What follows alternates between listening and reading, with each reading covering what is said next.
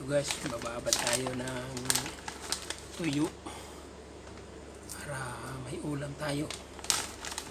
Ito, dilis po. Dilis na maliliit po siya.